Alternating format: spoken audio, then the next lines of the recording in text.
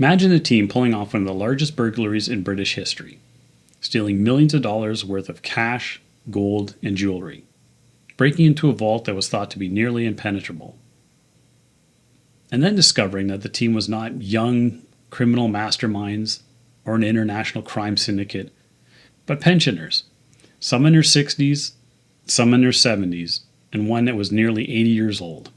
This is the unbelievable story of the Hatton Garden Heist.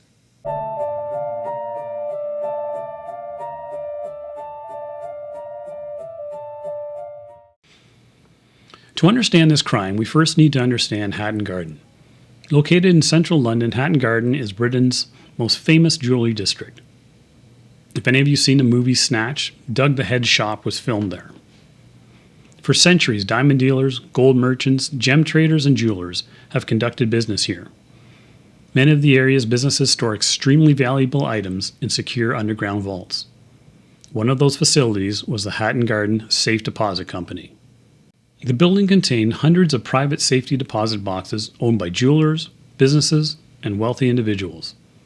These boxes held diamonds, gemstones, gold bars, cash, family heirlooms, and rare collections.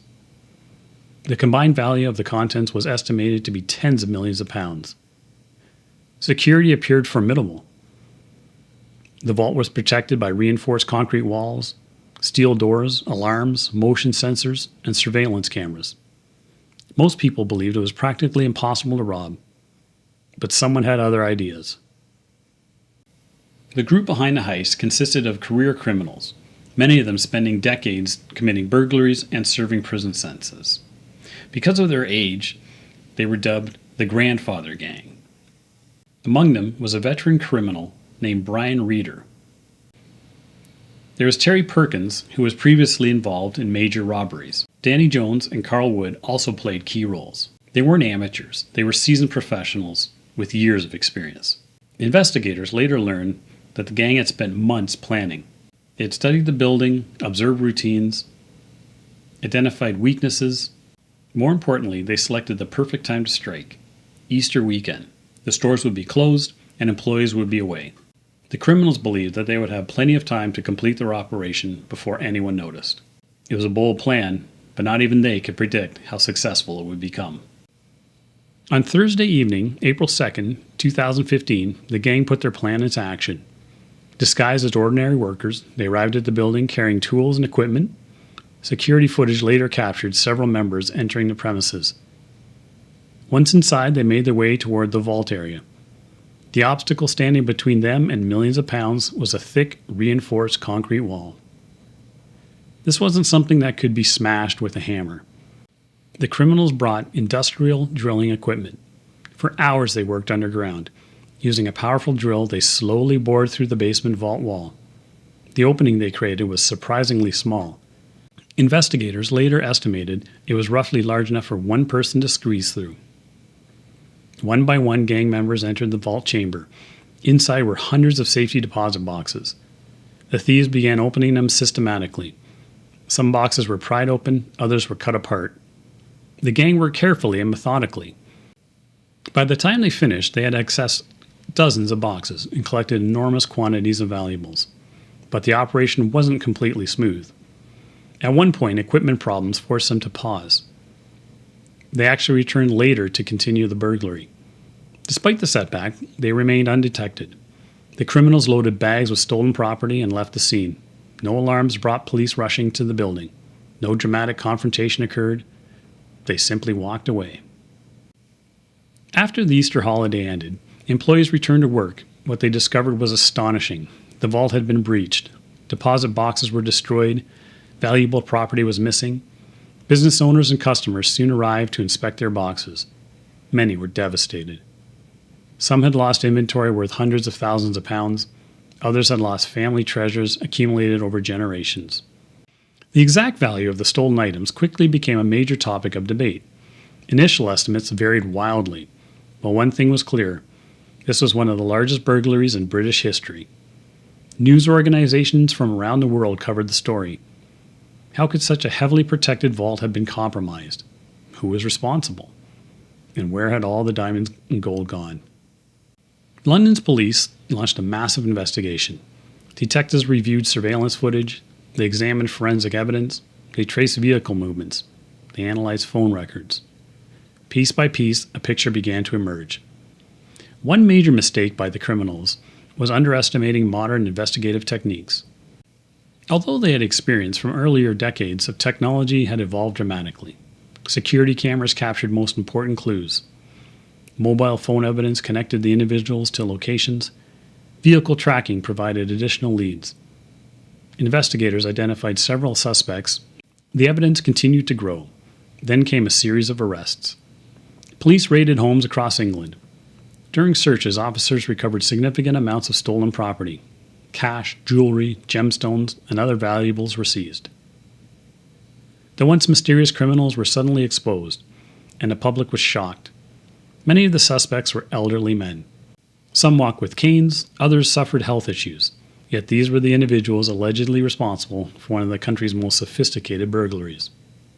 The contrast between their appearance and the scale of the crime fascinated the public. As the case moved through the courts, the prosecutors presented extensive evidence. Surveillance footage, witness testimony, phone records. The prosecution argued that the gang had carefully planned and executed the burglary. Some members eventually pleaded guilty. Others were found guilty through court proceedings. Sentences reflected the seriousness of the crime. Many received lengthy prison sentences. For some defendants, their advanced age became the topic of conversations. Nevertheless, courts emphasized the enormous financial impact of the burglary and sophisticated planning involved. Authorities continued efforts to recover stolen property. Although substantial amounts were located, not everything was recovered. To this day, some believe portions of the stolen treasure remain hidden somewhere. Exactly how much was never recovered remains the subject of speculation. The people who were charged and convicted in the heist were John Kenny Collins, who was 75, was sentenced to 7 years. Daniel Jones, who was 60, was also sentenced to 7 years, as was Terry Perkins, who was 67. Brian Reeder, who was 76, was initially sentenced to 6 years and 3 months. Due to his health issues and guilty plea, he served just 3 years. Michael Basil Seed, who was 58, was convicted in March 2019 after being identified as the gang's expert vault driller, was sentenced to 10 years in prison.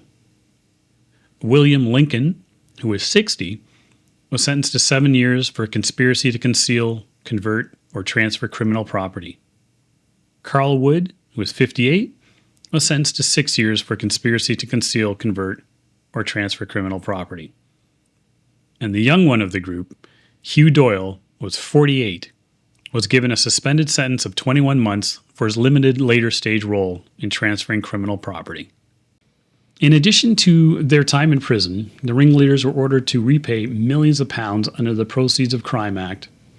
In 2018, they were ordered to pay £27.5 million combined or face an additional 7 years behind bars. Michael Seed was also ordered to repay £6.6 million or face an extra 7 years. The Hatton Garden Heist left a lasting impact. Security companies reviewed their procedures. Vault operators upgraded systems. Businesses reconsidered how valuable assets were stored. The crime also inspired books, documentaries, and films. Its unusual combination of elderly criminals, meticulous planning, and massive rewards captured the public imagination. For many people, it seemed almost like a Hollywood screenplay. Yet it was entirely real. A group of aging career criminals had successfully breached one of Britain's most secure vault facilities and stole millions before eventually being caught. The Hatton Garden Heist remains one of the most incredible burglaries ever committed. It demonstrated that planning and experience are powerful tools, but it also demonstrated that modern forensics can unravel even the most carefully executed crime. Please let me know your thoughts below about this case. Thanks for watching, and please like and subscribe for more. We'll see you soon.